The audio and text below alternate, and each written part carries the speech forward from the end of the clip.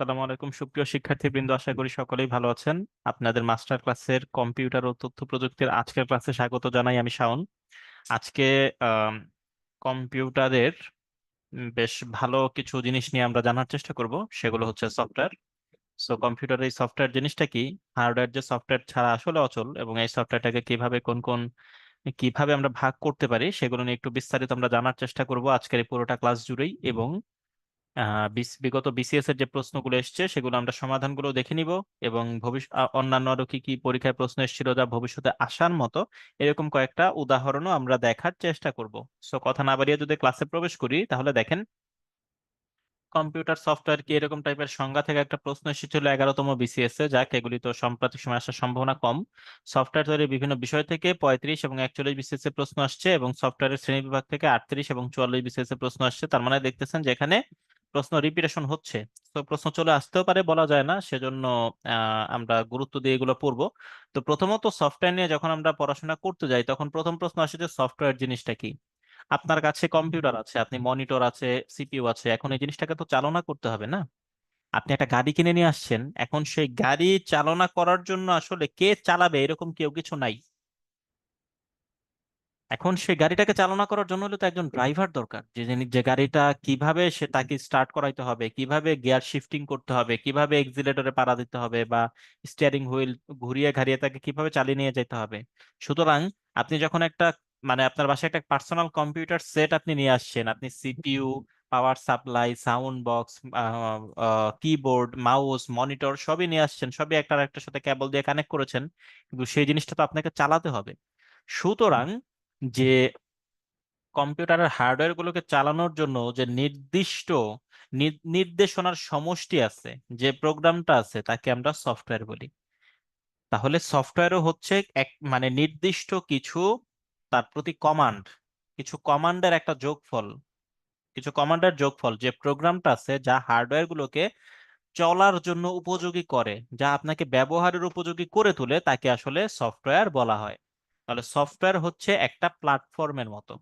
Software হচ্ছে একটা প্ল্যাটফর্মের মতো, যে প্ল্যাটফর্ম আপনাকে, মানে ক্ষমতা করে দিচ্ছে যে যে হার্ডওয়্যারটা আছে, এই হার্ডওয়্যারটা আপনাকে ঠিকঠাক মতো ইউজ করতে হবে। এই যে ইউজার আছে, এই ইউজার এর এই হার্ডওয়্যারের মাঝখানে একটা ব্রিজের মতো, একটা যোগসূত্রের মতো, সেটা হচ্ছে সফটওয়্যার। সফটওয়্যার ইউজারকে একটা প্ল্যাটফর্ম দিয়ে দেয় এই হার্ডওয়্যারটাকে চালনা করার জন্য। ঠিক আছে? তাহলে হার্ডওয়্যারটাকে আমরা ধরেন একটা দেহের সঙ্গে যদি তুলনা করি, তাহলে সেই দেহের আত্মা হচ্ছে সফটওয়্যার। আত্মা ছাড়া যেমন এই দেহের কোনো দাম থাকতেছে না, তেমনি সফটওয়্যার ছাড়া কিন্তু এই হার্ডওয়্যারের কিন্তু কোনো দাম নাই। তাহলে আমরা কি দেখলাম, হার্ডওয়্যারকে সঠিকভাবে পরিচালনা করার জন্য যে নির্দিষ্ট নির্দেশাবলী দরকার, সেই নির্দিষ্ট নির্দেশাবলীর সেটকে বা প্রোগ্রামকে কিন্তু সফটওয়্যার বলে। হার্ডওয়্যার যদি কম্পিউটারের পেশি হয়, মানে কঙ্কাল হয়, তাহলে মস্তিষ্ক হচ্ছে অবশ্যই সফটওয়্যার। সফটওয়্যার হচ্ছে অবশ্যই মস্তিষ্ক। তো সফটওয়্যার ইঞ্জিনিয়ারিং এ যখন আমরা যাব, তো সফটওয়্যার জিনিসটার পরবর্তীতে সফটওয়্যার ইঞ্জিনিয়ারিং কথাটা আমি ছোট করে নিয়ে আসছি কেন, কারণ এই ডিজাইন প্যাটার্ন নিয়ে 40 বিসিএস একটা প্রশ্ন চলে আসছিল যে সফটওয়্যারের ইঞ্জিনিয়ারিং এর কয়েকটা ডিজাইন প্যাটার্নের নাম লিখুন। এছাড়া কিন্তু কখনো এখান থেকে প্রশ্ন আসে নাই। সো এটা হঠাৎ করে দেখলে আপনাদের কাছে একটু কঠিন মনে হতে পারে। তো এর আগে প্রাসঙ্গিকভাবে একটু বলে রাখি যে যখন আপনি একটা সফটওয়্যার আসলে তৈরি করবেন, একটা সফটওয়্যার যখন আপনি ডেভেলপ করতে যাবেন, তখন কিন্তু আপনাকে কিছু ধাপ অনুসরণ করেই সফটওয়্যারটা ডেভেলপ করতে হবে। কারণ আমরা কি দেখে আসলাম, আমরা দেখে আসলাম যে সফটওয়্যার হচ্ছে সেই কম্পিউটারকে চালনা করার জন্য তাকে নির্দিষ্ট নির্দেশাবলী দেওয়ার একটা সেট। তো দেখেন, তার মানে একটা সফটওয়্যার কি হচ্ছে, একটা প্রোগ্রাম কি হচ্ছে, সেটা হচ্ছে কম্পিউটারকে কোনো একটা নির্দিষ্ট কিছুর জন্য চালনা করবে। তো যখন আপনি একটা সফটওয়্যার তৈরি করতে চান, তাহলে আপনাকে প্রথমে যে কাজটা করতে হবে সেটা হচ্ছে সমস্যা মানে নির্দেশ করা, যে আপনি কোন সমস্যার জন্য আসলে আপনার প্রোগ্রামটা দরকার, আপনার সমস্যাটা কি, সেটা, সেই সমস্যাটা কিভাবে সমাধান করা যেতে পারে, এরকম সামগ্রিক একটা সমস্যা নির্দেশ করা এবং তার তথ্য অনুসন্ধান করাটা হচ্ছে কি প্রাথমিক একটা পর্যায়। দ্বিতীয় একটা পর্যায় তারপরে হচ্ছে কি সেটার একটা ডিজাইন করে ফেলা, একটা পরিকল্পনা করে ফেলা, একটা ডিজাইন করে ফেলা, একটা পরিকল্পনা করে ফেলা, যে কিভাবে এই সমস্যাটার সমাধান করা যেতে পারে, আমরা কি কি ধাপ দিব, বা কি কি ধাপের মাধ্যমে ডিজাইনটা মানে ইয়া করা যেতে পারে, এরকম একটা পরিকল্পনা করা। তার পরবর্তীতে আপনি যে পার্টটা আপনার হবে সেটা হচ্ছে যে আপনাকে ফ্লো চার্ট এবং অ্যালগোরিদম করে ফেলতে হবে। ফ্লোচার্ট এবং অ্যালগোরিদম করে ফেলতে হবে, আপনাকে তার ভিন্ন ভিন্ন অংশের কিন্তু মানে প্রোগ্রাম করতে হবে, ভিন্ন ভিন্ন অংশের কিন্তু প্রোগ্রাম করতে হবে, ভিন্ন ভিন্ন অংশের জন্য আপনাকে প্রোগ্রামটা ডেভেলপ করতে হবে। তার পরবর্তী ধাপে আপনি সবগুলোকে কোডিং করবেন, সবগুলোকে ভাষায় লিখে সমগ্র যে অ্যাপ্লিকেশনটা আছে সেটা আপনার তৈরি করে ফেলতে হবে। 5 নম্বরে হচ্ছে সেটা ব্যবহার এবং মেইনটেনেন্স করতে হবে। তার পরবর্তীতে সেই সফটওয়্যারটাকে আপনি ব্যবহার করবেন এবং সেটা অবশ্যই মেইনটেনেন্স করতে হবে। মেইনটেনেন্স করা মানে কি, সেটার ক্রমান্বয়ে সেটা কিভাবে আরো ভালো থেকে ভালো করা যায়, অথবা সেটার মধ্যে কিছু ভুল খুঁজে পাওয়া যাচ্ছে কিনা। তো মোটামুটি এরকম সমস্যা খুঁজে বের করা, সেটা সমাধানের প্ল্যান করা, সেটা ডিজাইন করা, প্রোগ্রামের বিভিন্ন অংশ মডিউল গুলো তৈরি করা, সেগুলোকে জোড়া দেয়া এবং প্রোগ্রামের ভাষায় রূপান্তর করা, তারপরে সেটাকে ব্যবহার করা এবং তার সমস্যা খুঁজে বের করা অথবা তার মেইনটেনেন্স করা, এই মোটামুটি 5টা ধাপ দিয়ে একটা সফটওয়্যারকে আপনি তৈরি করতে পারেন। তো এই সফটওয়্যারটা যে আপনি তৈরি করবেন তখন কিছু কিন্তু এই ইঞ্জিনিয়ারিংটা যে আপনি করতেছেন সেখানে কিন্তু কিছু ডিজাইন থাকে, যে কোন ডিজাইনটা ফলো করে আপনার সফটওয়্যারটা প্রবলেম সলভ করবে। আপনার সফটওয়্যারটা কোন ডিজাইনটা ফলো করে আসলে একটা প্রোগ্রাম সলভ করবে, এরকম কিছু নির্দিষ্ট ডিজাইন আপনি প্যাটার্ন রেখে একটা সফটওয়্যার ডেভেলপ করতে পারেন। তো এই জায়গায় জাস্ট এটা খুব বেশি জানার আসলে দরকার লাগে না, যতদূর আমার মনে পড়তেছে যে 40 BCS এর লিখিত পরীক্ষায় কিন্তু এই জায়গা থেকে প্রশ্ন আসছিল যে সফটওয়্যার কিছু ডিজাইনের প্যাটার্নের নাম লেখেন, এছাড়া কখনো এখান থেকে প্রশ্ন আসে নাই। তো তারপর এই 5টা ডিজাইন প্যাটার্নের নাম দেওয়া হচ্ছে, একটা হচ্ছে ফ্যাক্টরি প্যাটার্ন, একটা অ্যাডাপ্টার প্যাটার্ন, একটা চেইন অফ রেসপন্সিবিলিটি প্যাটার্ন, একটা ডেকোরেটর প্যাটার্ন, একটা সিঙ্গেলটন প্যাটার্ন। তো আমি জাস্ট ছোট ছোট একটা করে গল্প বলে দিয়ে রাখি জাস্ট নামগুলো মাথার মধ্যে থাকার জন্য। সিঙ্গেলটন প্যাটার্নের মধ্যে দেখেন, সিঙ্গলেটন প্যাটার্ন বা যাই বলেন, সেখানে কিন্তু সিঙ্গেল কথাটা আছে। তার মানে দেখেন সেখানে এমন হবে যে আপনার সফটওয়্যারের ভেতরে এমন কোন একটা সিঙ্গেল কাজ থাকবে, যে সেই সিঙ্গেল কাজটা আপনি একবার যদি করেন সেটা ভবিষ্যতে আপনি আর করবেন না, সেটাকে কাজে লাগানোর চেষ্টা করবেন। যেমন ধরেন আপনি যখন একটা ক্লাসের প্রথম সাময়িক পরীক্ষা দিতে যান, তখন ধরেন আপনার একটা ক্যালকুলেটর দরকার আছে, তখন আপনি ক্যালকুলেটরটা বাজার থেকে কিনে আনবেন এবং সেটা কিন্তু পরীক্ষা দিয়ে পরীক্ষায় সেই ক্যালকুলেটরটা ব্যবহার করে কিন্তু পাশ করবেন। এখন দ্বিতীয় সাময়িক পরীক্ষার সময় যখন আপনার আবারও ক্যালকুলেটর দরকার হবে, তখন আপনি কি আর ক্যালকুলেটর কিনতে যাবেন? অবশ্যই না। প্রথম সাময়িক পরীক্ষার আগে যে ক্যালকুলেটরটা আপনি কিনেছিলেন সেটাই আপনি পরবর্তীবারে কোনো না কোনো ভাবে ব্যবহার করার চেষ্টা করবেন এবং সমস্যা সমাধানের চেষ্টা করবেন। সো সিংলেটন প্যাটার্নের মধ্যে এরকম যে একটা অংশ সেটা যদি সমাধান করে ফেলা হয়, পরবর্তী ধাপে সেই একই রকম সমস্যা সমাধানের জন্য ওই জিনিসটাই আবার ব্যবহৃত হবে। মানে একটা জিনিসকে বারবার ব্যবহার করা। ডেকোরেটর প্যাটার্নটা কি? ডেকোরেটর প্যাটার্নটা হচ্ছে ওই ডেকোরেটর, কোনো কিছু ডেকোরেট করা। ধরেন আপনি একটা মুভি দেখবেন, তখন আপনার যে প্লেয়ারটা, মুভি যে প্লেয়ারটা ব্যবহার করতেছেন, সে আপনার মূল ডিমান্ড কি? আপনাকে মুভিটা প্লে করে দেখানো। তাহলে সে আপনার মূল ডিমান্ডটা ঠিকই ফিল আপ করবে, যে হ্যাঁ মুভিটা আপনার সামনে প্লে করবে, আপনি মুভিটা দেখতে শুরু করবে। এখন এই ডিজাইনের মধ্যে, এই প্যাটার্নের মধ্যে এই সফটওয়্যার এক্সট্রা কিছু ডেকোরেট করার জন্য কিছু বৈশিষ্ট্য রাখবে। যেমন সে আপনাকে অফার করবে যে আপনি মুভিটা কি নাইট ভিশনে দেখতে চাচ্ছেন কিনা, অথবা মুভির সাউন্ড কোয়ালিটি কি আপনি হোম থিয়েটারের মতো চাচ্ছেন কিনা, অথবা সেখানে আপনি কি ধরনের সাবটাইটেল চাচ্ছেন কিনা, বা কি ধরনের সাবটাইটেল চান, আপনি হিন্দি চান কিনা বা বাংলা চান কিনা বা ইংরেজি চান কিনা। সে এরকম আপনাকে নির্দিষ্ট নির্দিষ্ট কিছু বৈশিষ্ট্য, এক্সট্রা কিছু বৈশিষ্ট্য দেখাবে, যে আপনার মূল চাহিদার পাশাপাশি সেটা হয়তো আপনাকে আলাদাভাবে কিছু সহায়তা করার চেষ্টা করবে। তো এই যে আলাদা কিছু বৈশিষ্ট্য দিয়ে ডেকোরেট করা, সেজন্য এই টাইপের প্যাটার্নটাকে বলা হয় ডেকোরেটর প্যাটার্ন। আর একটা হচ্ছে chain of responsibility pattern. Hmm. Chain of responsibility প্যাটার্নটা বোঝার জন্য আমি যে উদাহরণটা দিব সেটা একটা ব্যাংকের সঙ্গে, ব্যাংকের থেকে উদাহরণটা দিব। যেমন ধরেন একটা ব্যাংকে নানা ধরনের অফিসার থাকেন, জুনিয়র অফিসার থাকেন, ক্যাশ অফিসার থাকেন, জেনারেল অফিসার থাকেন, সিনিয়র অফিসার থাকেন, ম্যানেজার থাকেন। তো একজন আপনি যখন একটা ব্যাংকে গেলেন, প্রথমে দেখলেন জুনিয়র অফিসারের টেবিল, সেখানে যে বললেন যে ভাই আমি একটা ব্যাংকে টাকা জমা দিব, তখন জুনিয়র অফিসার বলবে ভাই টাকা জমা দাও তো আপনি আমার টেবিলের সমাধান না, আপনি ক্যাশ অফিসারের কাছে যান, তিনি আপনার টাকা জমা রাখবেন। তো আপনি জুনিয়র অফিসারের টেবিল থেকে ক্যাশ অফিসারের টেবিলে গেলেন, সেখানে দেখলেন যে হ্যাঁ ক্যাশ অফিসারের রেসপন্সিবিলিটির মধ্যে এটা পড়ে, সে আপনার টাকা জমা নিয়ে নিল। পরের দিন আপনি গেলেন, যে বললেন জুনিয়র অফিসারকে ভাই আজকে আমি একটা অ্যাকাউন্ট খুলতে আসছি, তখন সে বলবে যে ভাই অ্যাকাউন্ট খোলা তো আমার কাজ না, আপনি পরের টেবিলে যান। পরের টেবিলে যে দেখলেন ক্যাশ অফিসার বললো ভাই আমি তো টাকা জমা নেই, টাকা জমা মানে টাকা গ্রাহককে দেই কিন্তু আমি তো অ্যাকাউন্ট ওপেন করি না। তো অ্যাকাউন্ট ওপেন কে করে? অফিসার জেনারেল করে। তো আপনি পরের টেবিল অফিসার জেনারেলের টেবিলে গেলেন, তিনি তখন আপনাকে একটা অ্যাকাউন্ট ওপেন করে দিলেন। তো আপনার পরের দিন আবার কি সমস্যা হয়েছে? আপনার অ্যাকাউন্টে একটা সমস্যা হয়েছে, অথবা কি আপনার অ্যাকাউন্টে আপনি একটা ফিক্সড ডিপোজিট করতে চান বা এরকম কোনো কিছু একটা আছে, তখন আপনি টেবিল টেবিল ঘুরে ঘুরে সিনিয়র অফিসারের টেবিলে যাবেন, সে তখন আপনাকে সেই সমস্যার সমাধান দেবে। আপনি একটা বিরাট বড় অঙ্কের টাকা কোনো একটা বিজনেসে ইনভেস্ট করতে চাচ্ছেন, বা আপনি একটা বিরাট লোন নিতে যাচ্ছেন, অনেক বড় মর্টগেজ সম্পর্কিত ইস্যু আছে, তখন নিঃসন্দেহে সব টেবিল ঘুরে আপনাকে ম্যানেজারের রুমে যেতে হবে, যে ম্যানেজার এই বড় ডিলটা নিয়ে আপনাকে একটা বড় ক্লায়েন্ট হিসেবে ডিল করবে। তাহলে এই যে চেইন অফ রেসপন্সিবিলিটি, বিভিন্ন চেইনের মতো পয়েন্ট স্টেশন থাকতেছে, যে কোনো একটা পয়েন্টে যে আপনি কাঙ্ক্ষিত সমাধানটা পাচ্ছেন।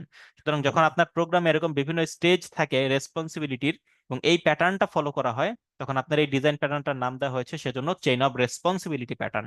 যে কোনো একটা জায়গাতে রেসপন্সিবিলিটি, যে কোনো একটা জায়গাতে আপনার সমস্যার সমাধান হবে। আরেকটা হচ্ছে অ্যাডাপ্টার প্যাটার্ন।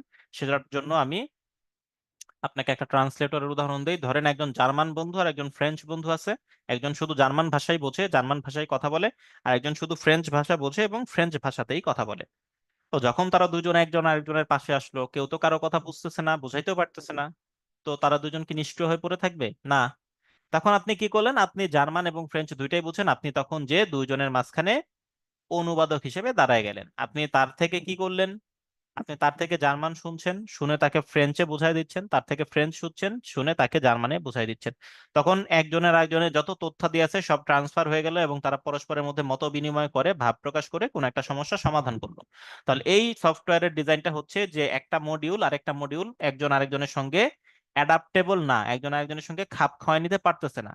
তখন মাঝখানে আরেকটা অংশ ডেভেলপ করে এমন ভাবে করা হয় যেন একজন আরেকজনের সঙ্গে অ্যাডাপ্ট করতে পারে, মানে খাপ খাওয়ায় নেয়। সে তখন একটা অ্যাডাপ্টারের মতো কাজ করে। যেমন আমাদের ফোনের চার্জারকে আমরা অ্যাডাপ্টার বলি, কারণ আমাদের লাইনে যে ভোল্টেজ আছে 220 ভোল্ট, সেখানে আমাদের ফোনের ব্যাটারি আমরা চার্জ করতে পারতাম না। আমাদের ফোনের ব্যাটারি গুলো হয় 3.7 ভোল্টেজ লিথিয়াম ব্যাটারি। তখন এই চার্জার গুলো সেই ভোল্টেজকে অ্যাডাপ্ট করে সে আমাদের ফোনে চার্জ করার জন্য উপযোগী করে। সে একটা অ্যাডাপ্টার। তো এরকম ভাবে এই অ্যাডাপ্টার কি করে, জার্মান আর ফ্রেঞ্চের মাঝখানে, মানে ধরেন দুইটা মডিউলের মাঝখানে সে তার যে অ্যাডাপ্ট করার যে ক্ষমতাটা সেটা কাজে লাগিয়ে দুইটা মডিউলকে তখন মানে পারস্পরিক মধ্যে ট্রান্সফার করার মতো উপযোগী করে এবং তারা তখন একটা সমস্যা সমাধানের উপযোগী হয়। ফ্যাক্টরি প্যাটার্ন হচ্ছে কি, যে সে আপনার কাছে সমস্যা সমাধানের জন্য একাধিক ওয়ে দিবে, তখন সঠিক ওয়েটা কোনটা সেটা বেছে নিতে হবে। যেমন আপনার একটা ফ্যাক্টরি আছে, সেখানে আপনি ধরেন আরএমজি প্রোডাক্ট তৈরি করেন, উৎপন্ন করেন। আপনি ধরেন অ্যাপারেল উৎপন্ন করেন। এখন সেই অ্যাপারেলটা আপনি বিদেশে এক্সপোর্ট করবেন কিভাবে? এখন কি কি সুযোগ আছে? হয় স্থলপথে আপনাকে বাই রোড করতে পারেন, অথবা আপনি শিপে করতে পারেন, অথবা আপনি এয়ারে পাঠাইতে পারেন। এখন ধরেন আপনার পার্শ্ববর্তী কোনো দেশ যেটাকে স্থলপথে যেতে পারতেছেন এমন কোনো দেশে পাঠাবেন। হ্যাঁ, তাহলে হতে পারে ধরেন আপনি নেপালে পাঠাইতে চাচ্ছেন, তখন আপনি ট্রানজিট সুবিধা ব্যবহার করে স্থলপথেই হয়তোবা নেপালে সেটা পাঠাইতে পারেন। এখন ধরেন আপনি এমন একটা দেশে পাঠাইতে চাচ্ছেন, ধরেন সেটা হচ্ছে শ্রীলঙ্কা। এখন শ্রীলঙ্কাতে স্থলপথে পাঠানো সম্ভব না আপাত দৃষ্টিতে, বা মালদ্বীপে পাঠাইতে যাচ্ছেন, তখন আপনাকে কি করতে হবে? আপনি তখন শিপে পাঠাবেন। এবং আপনি এখন ধরেন আমেরিকাতে পাঠাইতে হবে বিশাল বড় ওয়ার্ডার, কিন্তু সময় খুব কম, 3 দিন সময় আছে। এখন শিপে তো রোডের তো প্রশ্ন উঠেই না, শিপেও পাঠানো যাবে না, কারণ সেখানে মাসব্যাপী সময় লাগবে। তখন আপনি কি করবেন? বেশি টাকা খরচ হলেও আপনি এরোপ্লেনের মধ্যে সেটাকে এয়ারে পাঠাই দিবেন, সেটা একদিনের মধ্যে পৌঁছায় যাবে। সো ফ্যাক্টরি প্যাটার্নটা হচ্ছে এরকম, সমস্যা সমাধানের মানে যত ওয়ে আছে সেগুলো আসবে, কিন্তু কখন কোনটা দরকার, যখন যেটা দরকার তখন সেটাকেই ব্যবহার করতে হবে। তো সফটওয়্যার ইঞ্জিনিয়ারিং এর এই 5টা নাম জাস্ট মাথায় রাখবেন, আর কিছু রাখার দরকার নাই। গল্পগুলো বললাম জাস্ট আপনাদের একটু মনে রাখার জন্য, ঠিক আছে?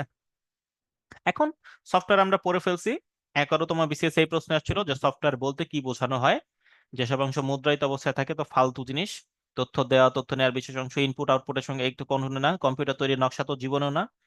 এর প্রোগ্রাম বা কর্ম পরিকল্পনার কৌশল, যে কিভাবে এই প্রোগ্রামটা, এই হার্ডওয়্যারটা কাজ করবে, সে কিভাবে কাজ করবে, এই পরিকল্পনার কৌশল বা এক্সের নির্দেশাবলী হচ্ছে কম্পিউটার সফটওয়্যার। এখন দেখেন সফটওয়্যার তৈরির বিভিন্ন বিষয়ের মধ্যে এই এপিআই কথাটা জাস্ট মানে কি, এটা অ্যাকচুয়ালি বিসিএস এ আসছিল, সেজন্য এখানে জাস্ট একটা বর্ণনা দেওয়া আছে, কিন্তু এখান থেকে অন্য কোনো সময় কিন্তু কোনো প্রশ্ন আসে নাই। তাও জাস্ট জানতে চেয়েছিল এপিআই এর ফুল ফর্মটা কি, application programming interface. Application programming interface, তো ইন্টারফেস কথাটা মানেই হচ্ছে কি একটা কমন প্ল্যাটফর্মের মতো, যে যেখানে একজন আরেকজনের মধ্যে সংযোগ ঘটানো হয়। এটা একটা ব্রিজের মতো, একটা সেতুর মতো কাজ করে। তো দেখেন, এপিআই হচ্ছে এমন একটি ইন্টারফেস যা কোনো সফটওয়্যারকে অন্য সফটওয়্যারে বিভিন্ন সার্ভিস দেওয়ার লক্ষ্যে বা ডেটা বিনিময়ের জন্য সাহায্য প্রদান করে থাকে। এটা হচ্ছে দুইটা সফটওয়্যারের মধ্যে এমন একটা কমন প্ল্যাটফর্ম তৈরি করে যে একটা সফটওয়্যার তখন অন্য একটা সফটওয়্যারকে বিভিন্ন সেবা দিবে বা তথ্য বিনিময় করে থাকবে।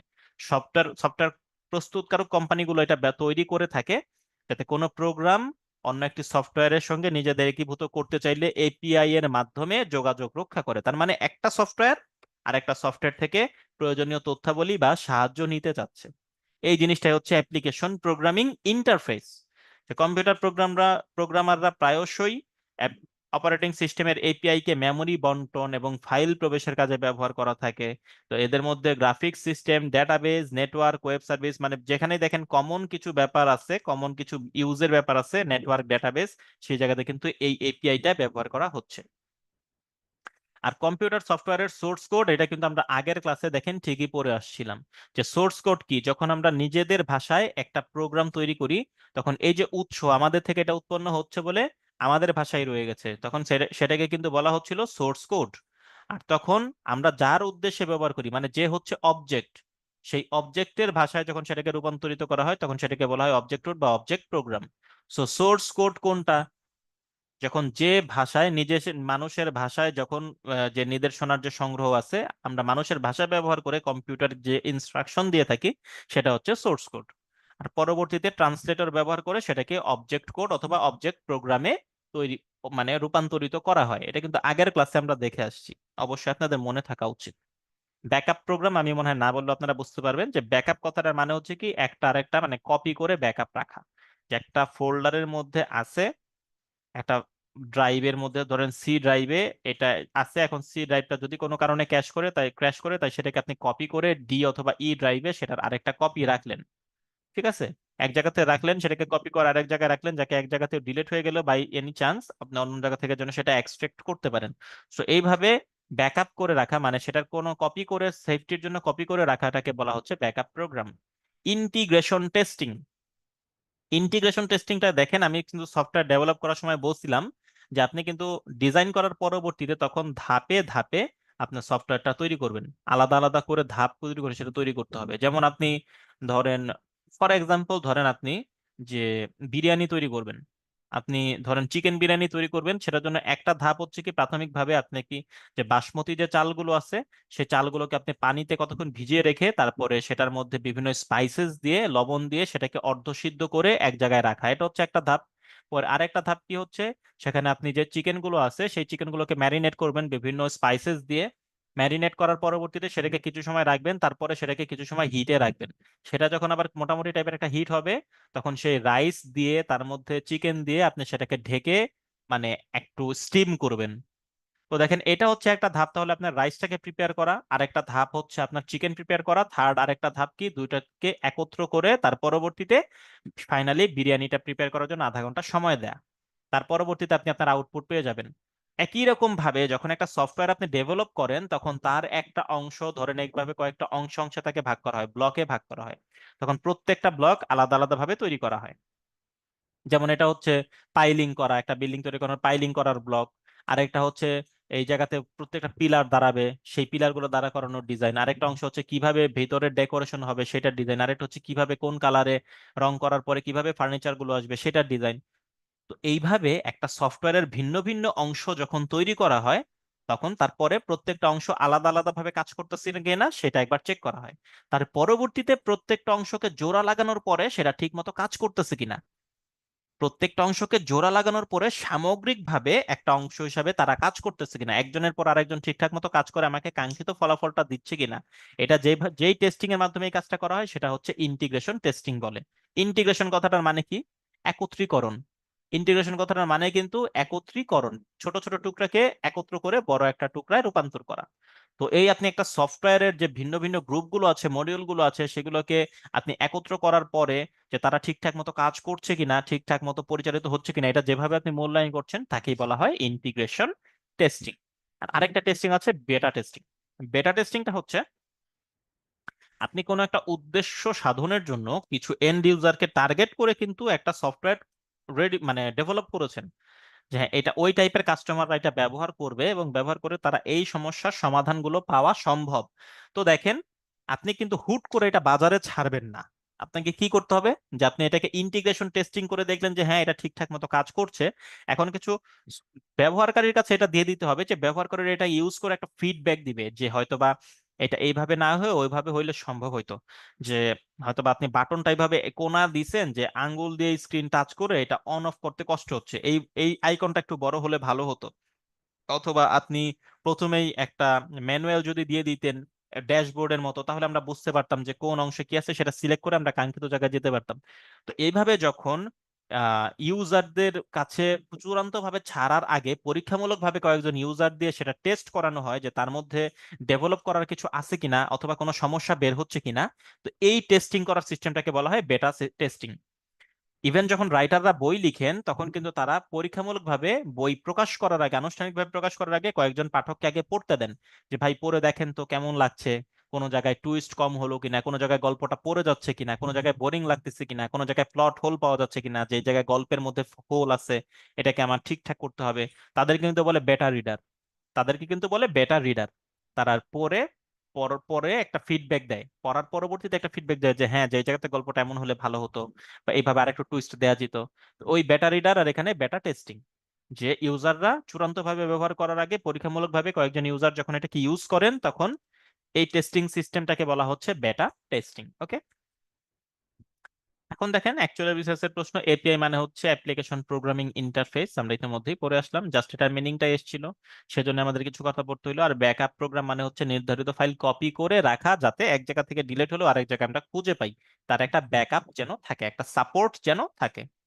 সিম্পল জিনিস। এখন এই সফটওয়্যারের প্রকারভেদ আমাদের দেখতে হবে, যে আমরা তো সফটওয়্যার কি এতক্ষণ ধরে দেখলাম বা সফটওয়্যার কিভাবে ডেভেলপ করব সেটা দেখলাম। এখন কম্পিউটারে সব সফটওয়্যার তো আর এক কাজে ব্যবহার করা হবে না, কাজের ভিন্নতা ভেদে, প্রয়োজন ভেদে তাদেরকে ক্যাটাগরাইজ করা যায়। এখন কিভাবে তাদের আমরা ক্যাটাগরাইজ করব সেটা আমরা এখন দেখে নিব। তাহলে দেখেন কাজের প্রকৃতি অথবা ফাংশন অনুযায়ী কম্পিউটার সফটওয়্যারকে দুইটা ভাগে ভাগ করা যায়, একটা হচ্ছে সিস্টেম সফটওয়্যার, একটা হচ্ছে অ্যাপ্লিকেশন সফটওয়্যার। তো দেখেন সিস্টেম কথাটা বুঝতে পারতেছেন যে এখানে সিস্টেম কথাটা আছে মানে এটার হয়তোবা কোনো একটা সিস্টেমের সঙ্গে জড়িত। হ্যাঁ, যখন আপনার কাছে একটা সিপিইউ সেট আছে বা কোনো একটা যন্ত্র আছে, এখন সেই সিস্টেমটাকে যখন আপনি মূল কাজ করাতে যাবেন, এই সিস্টেমটাকে যখন আপনি কাজ করাতে চাবেন, তখন আপনার যে সফটওয়্যারগুলো দরকার, যে প্রোগ্রামগুলো দরকার, যে নিদর্শনের, যে নির্দেশের সেট দরকার, তাকে বলা হয় কিন্তু সিস্টেম সফটওয়্যার। তাহলে সিস্টেম সফটওয়্যার হচ্ছে কিন্তু মৌলিক সফটওয়্যার যা দিয়ে কোনো একটা যন্ত্রকে আমরা সঠিকভাবে পরিচালনা করতে পারবো, তাকে মূল কাজ করাইতে পারবো। যেমন একটা গাড়ি, গাড়ির কিন্তু মূল কাজ হচ্ছে কি তার ইঞ্জিনটা ঠিকঠাক মতো কাজ করানো। তার মানে কি সেই গাড়ির মধ্যে মূল সফটওয়্যারটা হচ্ছে কি যে গাড়ির ড্রাইভিং হুইলটা দিয়ে তার ইঞ্জিনটা দিয়ে গতি শক্তি তাকে যেন পাওয়া যায়, তাকে যেন ব্রেক করানো যায়, একটা মানুষ যেন অন্তত এই কাজ করতে পারে, এটা হচ্ছে একটা গাড়ির মূল কাজ, সে মূল উদ্দেশ্য সাধন করবে। সুতরাং একটা যন্ত্রকে মূলত চালনা করার জন্য যে সফটওয়্যার গুলা দরকার হয় তাকে বলা হয় সিস্টেম সফটওয়্যার, তারা সিস্টেমের সঙ্গে সরাসরি জড়িত। তাহলে দেখেন এমন কতগুলো প্রোগ্রামের সমষ্টি যেগুলো সকল হার্ডওয়্যার এবং সফটওয়্যার নিয়ন্ত্রণ, তত্ত্বাবধান, কার্যকারিতা, মানে এখানে সফটওয়্যার না বলে আপনি সকল সোর্স, মানে সকল তার সোর্স অথবা তার যে সম্পদ যা আছে, সকল হার্ডওয়্যার এবং তার যত সম্পদ আছে, ইনপুট আউটপুট যত মানে পেরিফেরালস আছে, যত ডিভাইস আছে, সকলের মধ্যে নিয়ন্ত্রণ তত্ত্বাবধান করে। আর সিস্টেম সফটওয়্যার ছাড়া কম্পিউটার পরিচালনা করা সম্ভব না, কারণ এটা ব্যবহারকারীর সাথে হার্ডওয়্যার এবং সফটওয়্যারের মধ্যে যোগাযোগ স্থাপন করে। এই সিস্টেম সফটওয়্যারটা কি, যে ইউজার আছে আর যে পিসি আছে মানে যে হার্ডওয়্যার আছে তার মধ্যে সে কিন্তু যোগাযোগ তৈরি করে, মূল যোগাযোগ তৈরি করে কিন্তু এই সিস্টেম সফটওয়্যার। আমরা তো তাকে দেখছিলাম যে সফটওয়্যার হচ্ছে যোগাযোগ তৈরি করে, তার মধ্যে মূল যোগাযোগটা তৈরি করে সিস্টেম সফটওয়্যার। তার আরেকটা কোনটা আছে সেটা হচ্ছে অ্যাপ্লিকেশন সফটওয়্যার। তার মানে হচ্ছে কি এটা কিছু কিছু কাজের, নির্দিষ্ট কিছু কাজের জন্য ব্যবহার করা হচ্ছে। যেমন ধরেন সফটওয়্যার, সিস্টেম সফটওয়্যার আর অ্যাপ্লিকেশন সফটওয়্যার বোঝানোর জন্য আপনি আপনার পরিচিত মানে আপনার মোবাইল ফোনেই কিন্তু ফেরত যাইতে পারেন। আপনি যখন একটা ফোন কিনেন সেই ফোনের মূল কাজ কি, মূল উদ্দেশ্য কি? মানে সিম কার্ড লাগায় কল আসা যাওয়া করা। এখন আমাদের স্মার্টফোনে আমাদের মূল কাজ হচ্ছে যে হ্যাঁ ফোন আসা যাওয়া করুক, আমরা যেন একটু গুগল করতে পারি অথবা কিছু ক্যামেরা ট্যামেরা ছবি উঠাইতে পারি, এগুলি মূল কাজ। তার বাইরে আমাদের কিছু এক্সট্রা অ্যাপ্লিকেশন অনেক সময় ব্যবহার করি, যে হ্যাঁ এটা দিয়ে আমার ফেসবুকিং করতে হবে, সোশ্যাল সাইটে আমাকে যাইতে হবে, অথবা আমি ইনস্টাগ্রাম চালাবো, অথবা আমার ফোন ব্যাংকে একটা অ্যাকাউন্ট আছে সেই অ্যাকাউন্টের অ্যাপ্লিকেশনটা ফোনে নামাই নিয়ে আমি ফোন থেকে আমার ট্রানজাকশন কন্ট্রোল করব। সো দেখেন আপনার মূল উদ্দেশ্য কিন্তু ফোনের কল আসা যাওয়া করা, সুতরাং যে সিস্টেম আপনার ফোনের এই মূল উদ্দেশ্য সাধন করবে সেটা কিন্তু সিস্টেম সফটওয়্যার, যে কল আসা যাওয়া করতে হবে অথবা ফোন চালু করতে হবে, ফোন ঠিকঠাক মতো রান করাইতে হবে। আর আপনার কিছু এক্সট্রা উদ্দেশ্য সাধনের জন্য কিছু আলাদা আলাদা সফটওয়্যার আপনি তখন প্লে স্টোর থেকে নামায় নেন, সেগুলো হচ্ছে কিন্তু আপনার আলাদা অ্যাপ্লিকেশনের জন্য আলাদা সফটওয়্যার। যেমন আপনি একটা গেম খেলতে চান, অথবা আপনি ফেসবুকিং করতে চান, অথবা আপনি একটা ব্যাংক অ্যাকাউন্ট চালাইতে চান, তাহলে সেগুলো হচ্ছে নির্দিষ্ট অ্যাপ্লিকেশন। আর এই নির্দিষ্ট চাহিদার জন্য যে নির্দিষ্ট সফটওয়্যার গুলো আছে সেগুলো হচ্ছে অ্যাপ্লিকেশন সফটওয়্যার। তো দেখেন এই সিস্টেম সফটওয়্যারটাকে তিনটা ভাগে ভাগ করা যায়। এই সিস্টেম সফটওয়্যারটাকে আপনার পিসিটাকে চালনা করবে তাকে তিনটা ভাগে ভাগ করা যায়। এক হচ্ছে অপারেটিং সিস্টেম, এক হচ্ছে অপারেটিং সিস্টেম, 2 হচ্ছে ডিভাইস ড্রাইভার, নাম থেকে নিশ্চয়ই বুঝতে পারতেছেন যে কোনো একটা ডিভাইসকে সে চালনা করবে। 3 হচ্ছে ইউটিলিটি সফটওয়্যার। ওকে, আমরা এখন দেখি বিস্তারিত। অপারেটিং সিস্টেমটা কি? অপারেট করা। অপারেটিং সিস্টেম হচ্ছে, অপারেটিং সিস্টেমটা হচ্ছে কোনো কিছু সে অপারেট করবে। তাহলে সে কি অপারেট করতে চায়? তাহলে যে যে কম্পিউটারটা আছে, এই কম্পিউটারটা তাকে মূল অপারেট করতে হবে। তাকে আপনি বাটন প্রেস করার পরে তাকে চালাইতে হবে, তাকে আপনার সামনে উম, মানে সে আসবে, যে আপনি তাকে ইউজ করবেন। তাহলে যেই সিস্টেমটা হচ্ছে কম্পিউটারটাকে আপনি বাটন প্লে করার পরে সে তাকে চালনা করবে, অথবা তার যত ইনপুট ডিভাইস আউটপুট ডিভাইস আছে সকলকে সমন্বিত করে একটা সিস্টেম আপনার সামনে উপস্থাপন করবে যাতে আপনি ব্যবহার করতে পারেন। তাহলে যেই মূল প্রোগ্রামিং সিস্টেমটা কম্পিউটারটাকে চালনা করতেছে এবং আপনার সামনে তাকে আনতেছে ব্যবহার করার জন্য, তাকে আমরা অপারেটিং সিস্টেম বলি।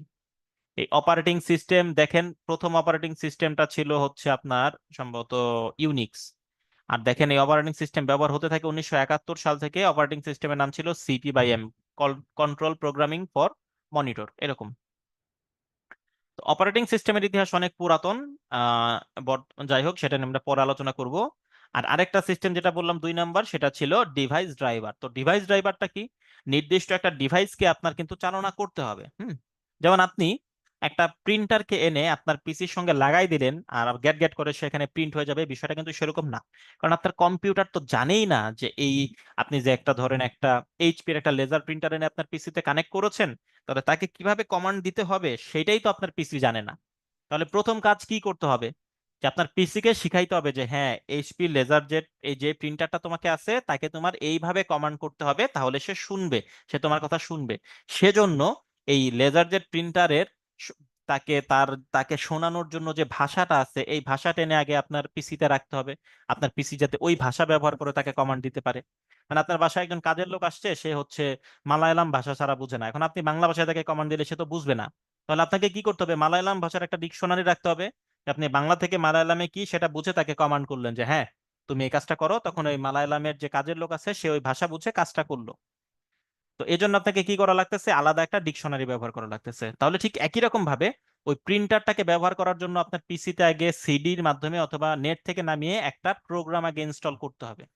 তখন পিসি ওই প্রোগ্রাম দেখে বুঝবে হ্যাঁ, এই প্রিন্টারকে এই ভাষায় কমান্ড করলে সে শুনবে, তখন সে ওই ভাষায় প্রিন্টারকে কমান্ড করে যে এই পাতাটা একটা পেজ প্রিন্ট করো, অথবা এই পাতার উভয় পৃষ্ঠা সামনের পৃষ্ঠা মিলে তাকে 2টা পেজ প্রিন্ট করো। তো এই যে সফটওয়্যার গুলো দিয়ে একটা ডিভাইসকে চালনা করা হয় তাকে বলা হয় ডিভাইস ড্রাইভার, তাকে বলা হয় ডিভাইস ড্রাইভার। আর সর্বশেষ যেটা থেকে দেয় সেটা হচ্ছে ইউটিলিটি প্রোগ্রাম। ইউটিলিটি জিনিসটা কি? আমরা ঘরে যখন বসবাস করি, এটা হচ্ছে আমাদের মূল উদ্দেশ্য, আমরা বসবাস করব। আর আমাদের সুবিধার জন্য আমরা আলাদা কিছু জিনিস ব্যবহার করি, যেমন আমরা বিদ্যুৎ ব্যবহার করি, যেমন আমরা পৌরসভার পানি ব্যবহার করি। তখন আমরা কিন্তু ইউটিলিটি গুলোর জন্য কিন্তু ইউটিলিটি বিল দেই, আমরা কিন্তু তখন ইউটিলিটি বিল দেই, ঠিক না?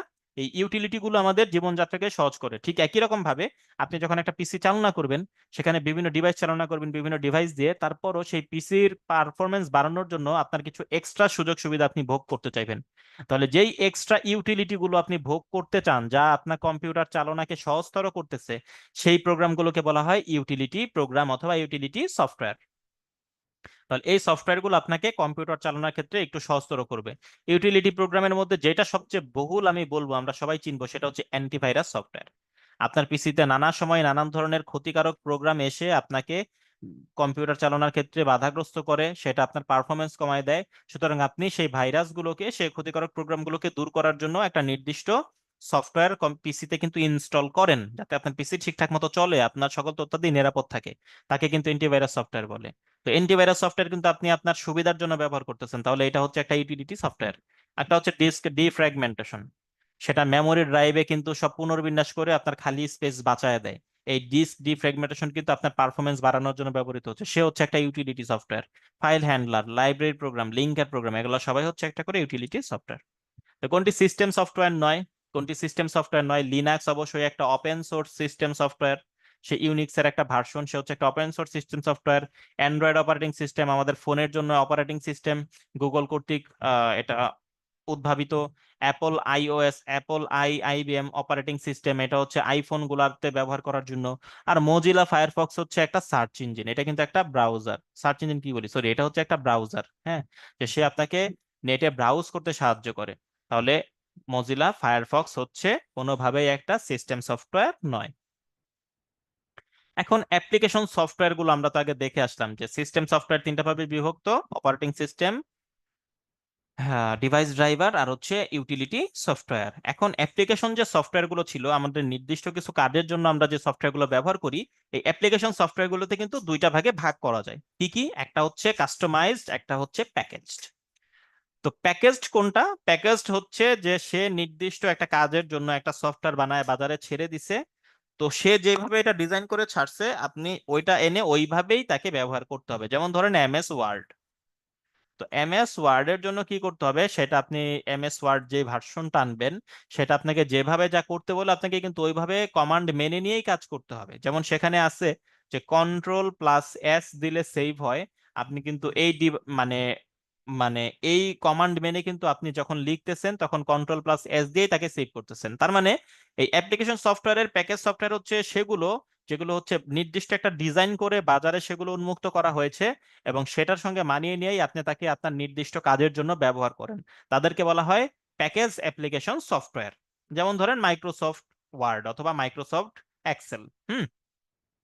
আর কাস্টমাইজড প্রোগ্রাম হচ্ছে আপনি কি রকম চান সেইভাবে একটা প্রোগ্রামকে যখন তৈরি করা হয়। যেমন আপনি একটা কোম্পানিতে আপনার হাজার হাজার কর্মী, আপনি চাচ্ছেন কি যে একটা কলামে আপনি শুধু তাদের হচ্ছে কোড দিবেন, নির্দিষ্ট কোড দিবেন, আর একটা কলামে শুধু তারা কে কয়দিন হাজির ছিল সেটা দিবেন, সাথে সাথে তাদের বেতন ওই কোড অনুযায়ী বেতন অনুযায়ী হিসাব হয়ে যাবে। তো এই যে নির্দিষ্ট আপনার কোম্পানির নির্দিষ্ট চাহিদার জন্য একটা হিসাবের সফটওয়্যার তৈরি করা দরকার আপনার চাহিদা অনুযায়ী। তো এই যে আপনি কাস্টমারের সঙ্গে মিলিয়ে এটাকে যে কাস্টমাইজ করা হলো, তাই এটাকে মিল দিয়ে বলা হয় কাস্টমাইজড প্রোগ্রাম। কাস্টমাইজ মানে তো আমরা জানি যে চাহিদা অনুযায়ী তাকে চেঞ্জ করা, চাহিদা অনুযায়ী তাকে রূপ দেওয়া। তাহলে এই যে আপনার চাহিদা অনুযায়ী তাকে কাস্টমাইজ করা হলো, এই আপনার নির্দিষ্ট চাহিদার জন্য যে প্রোগ্রাম, যে অ্যাপ্লিকেশন প্রোগ্রামগুলো চাহিদা অনুযায়ী ওইভাবেই ডিজাইন করা হয় তাদেরকে বলা হয় কাস্টমাইজড প্রোগ্রাম। তাহলে কাস্টমাইজড প্রোগ্রাম হচ্ছে কি একক ইউজারের জন্য নির্দিষ্ট চাহিদা অনুযায়ী, আর প্যাকেজ সফটওয়্যার গুলো হচ্ছে বাজারে উন্মুক্ত ইউনিভার্সাল, সেটা আপনাকে এনে আপনার তার মতো তার অনুযায়ী আপনার নিজেকে চেঞ্জ করতে হবে। আর কাস্টমাইজ হচ্ছে আপনার অনুযায়ী সেই সফটওয়্যার চেঞ্জ হবে। ঠিক আছে, আশা করি বুঝতে পারলেন। তো বিভিন্ন প্রকার প্যাকেজ সফটওয়্যারের নাম জানাটা কিন্তু জরুরি। বিসিএস এখনো পর্যন্ত আসে নাই, তবে আসার সম্ভাবনা আছে, কারণ অন্যান্য চাকরির পরীক্ষাতে এটা প্রায়ই আসে। যে আপনি যখন কম্পিউটারে লেখালেখির কাজ করতে যান, মানে ওয়ার্ড প্রসেস করতে যান, তার জন্য নির্দিষ্ট কিছু সফটওয়্যার আছে। যেমন মাইক্রোসফট থেকে যেমন আছে এমএস ওয়ার্ড, মানে সেটাকে এমএস অফিস বলছে, মাইক্রোসফট অফিস বলছে, গুগল ডকস আছে। ওয়ার্ড, তো ওয়ার্ড কথাটা, নোট প্যাড, এই কথাগুলো থাকলে কিন্তু ধরে ফেলা যায়। ওয়ার্ড পারফেক্ট, নোট প্যাড অথবা ওয়ার্ড প্যাড, ল্যাটেক্স, ল্যাটেক্স লাগে না, ডক্স রাইটার।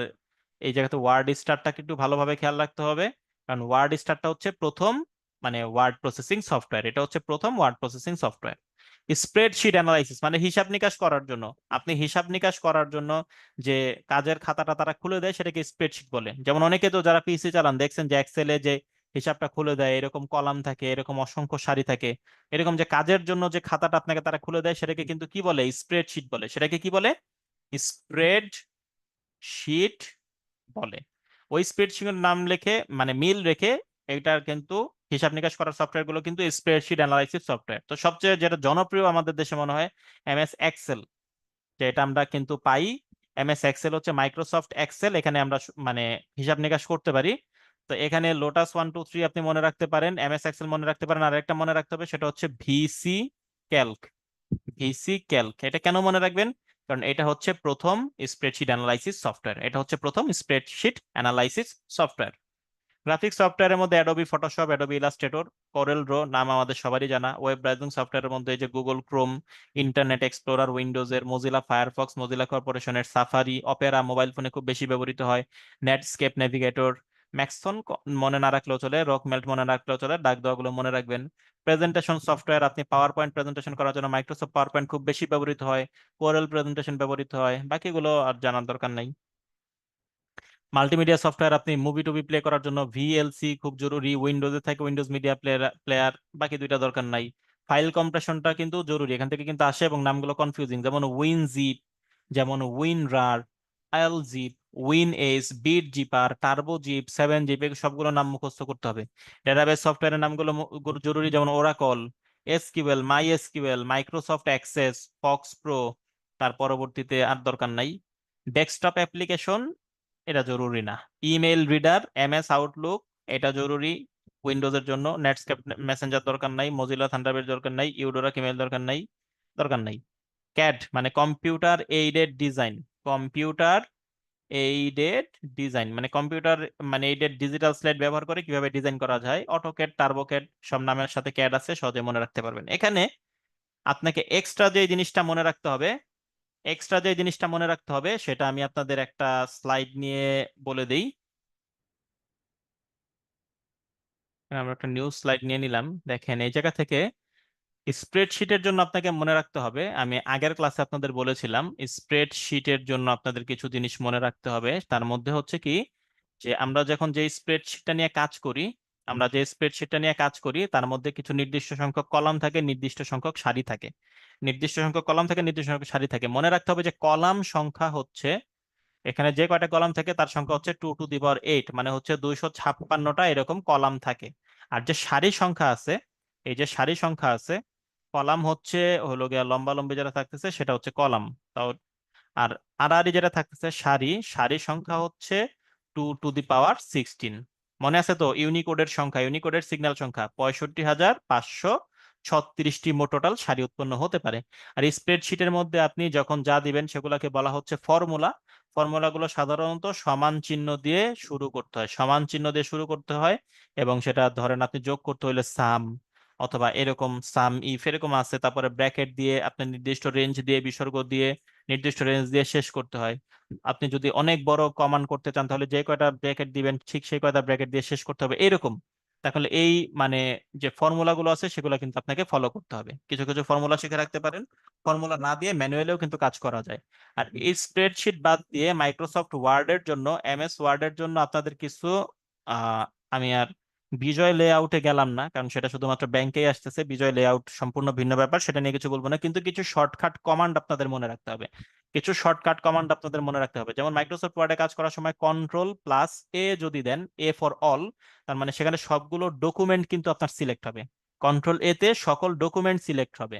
কন্ট্রোল B যদি আপনি চাপেন, বি ফর বোল্ড, মানে সেই লেখাটাকে আপনার কিন্তু বোল্ড হবে, অক্ষরগুলো কিন্তু বড় বড় হয়ে যাবে। এখানে অল ডকুমেন্ট সিলেক্ট হবে, এখানে কন্ট্রোল B দিয়ে হচ্ছে বোল্ড হবে। কন্ট্রোল দিয়ে আপনি যদি সি চাপেন তাহলে সি ফর কপি, তার মানে আপনাকে কোনো একটা জিনিস, আপনি কোনো একটা নির্দিষ্ট লেখা সেটাকে কপি করতে চান, কন্ট্রোল C সিলেক্ট করে দিলেই সেটা কপি হয়ে যাবে। ক্লিপবোর্ডের আবিষ্কারকের নাম হচ্ছে ল্যারি টেসলার, মনে রাখতে হবে কিন্তু।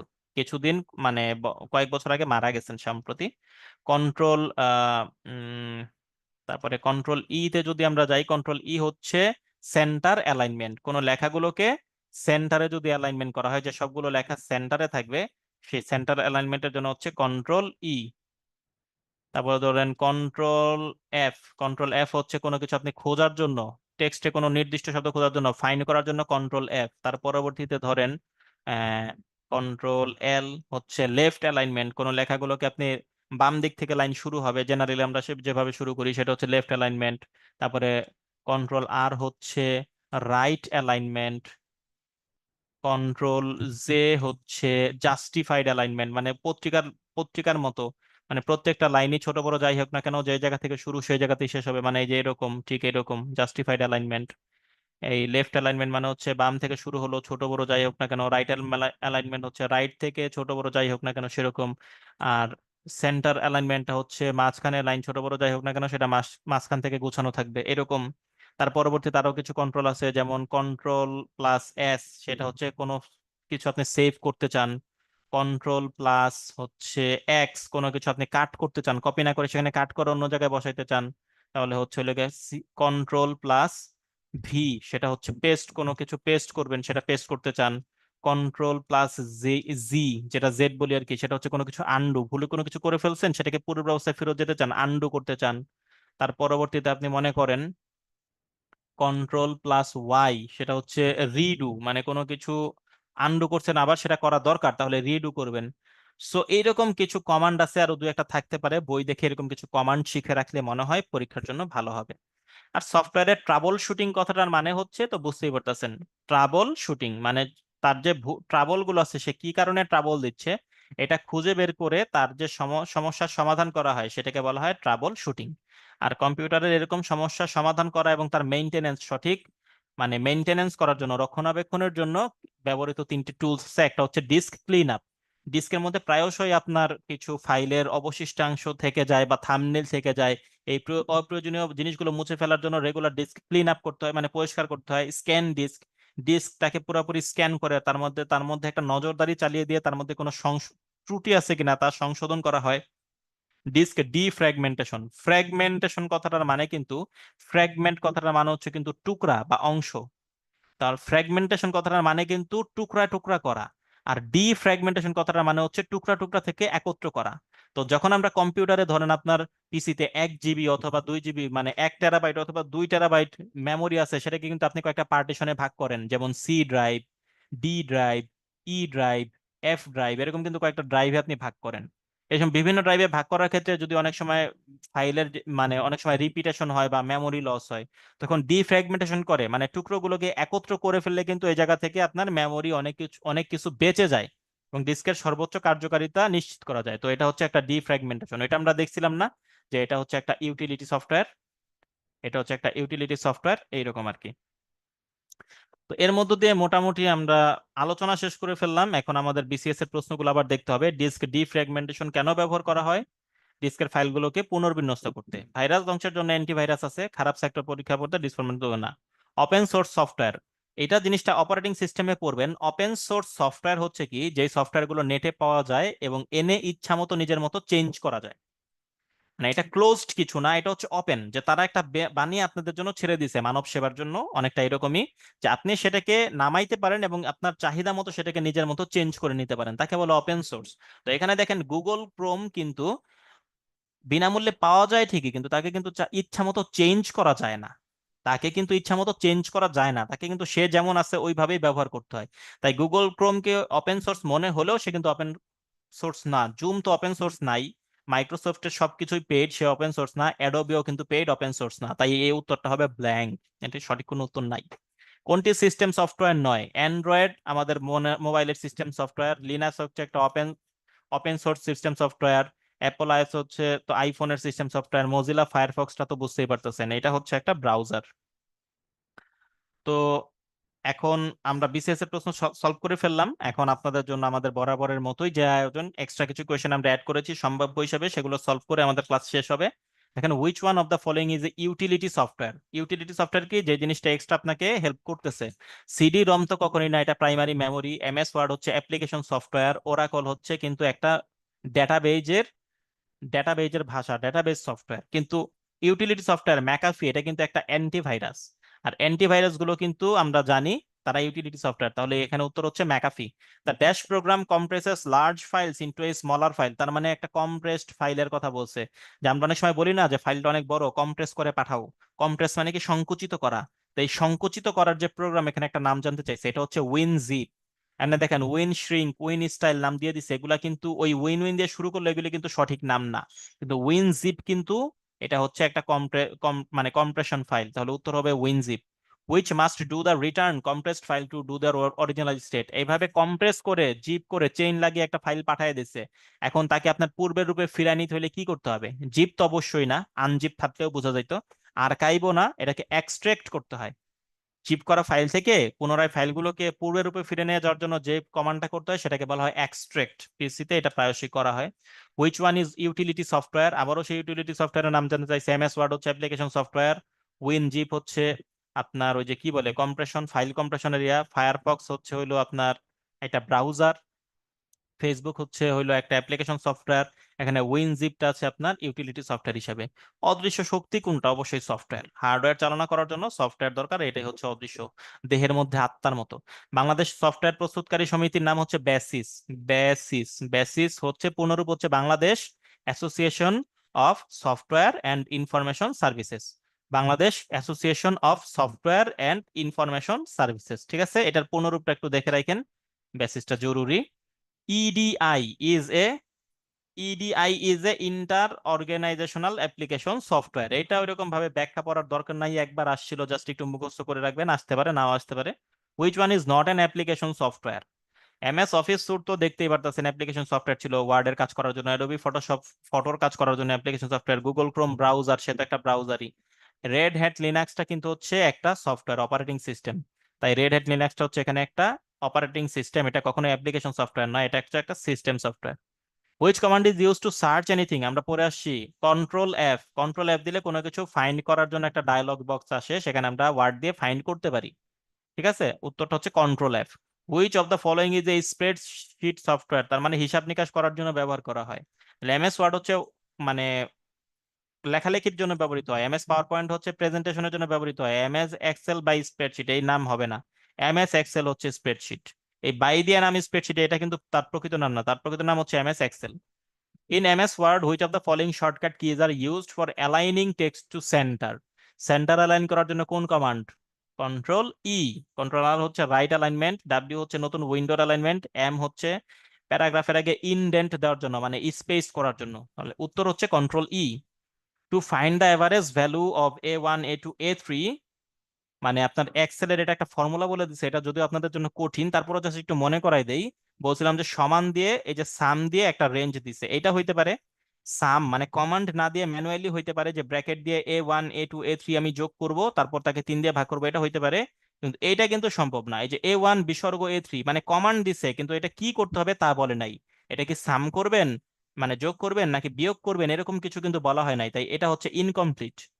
Average of A1 A3 R A3 রেঞ্জের মধ্যে সকলের অ্যাভারেজ করো, এটাও সঠিক, কিন্তু এই খটা কিন্তু ইনকমপ্লিট। তার এই মধ্য দিয়ে দিয়ে এই ক্লাস শেষ হয়ে গেল। তো ক্লাসটা ভয় পাওয়ার কিছুই নাই, আমি চেষ্টা করছি আপনাদের একটু সহজ ভাষায় বুঝাই দেওয়ার, এবং এই সহজ ভাষাতেই ফলো করেন। পরীক্ষাতে সবগুলো আসলে যে সবগুলাই পারবেন তা না, কারণ একটা দুটো অনেক সময় কিন্তু একটু আনকমন চলে আসে। তারপর আমাদের ম্যাক্সিমাম এন্ডেভার থাকবে যে আমরা যা পড়ছি তা থেকে মোটামুটি অ্যানালাইসিস করে যা আসে তা যেন আমরা পারি। আজকের মতো এই পর্যন্তই। বিসিএস কঠিন নয়, প্রস্তুতি যদি গোছানো হয় তাই গুছিয়ে প্রস্তুতি নেন। সকলের জন্য শুভকামনা। আসসালামু আলাইকুম।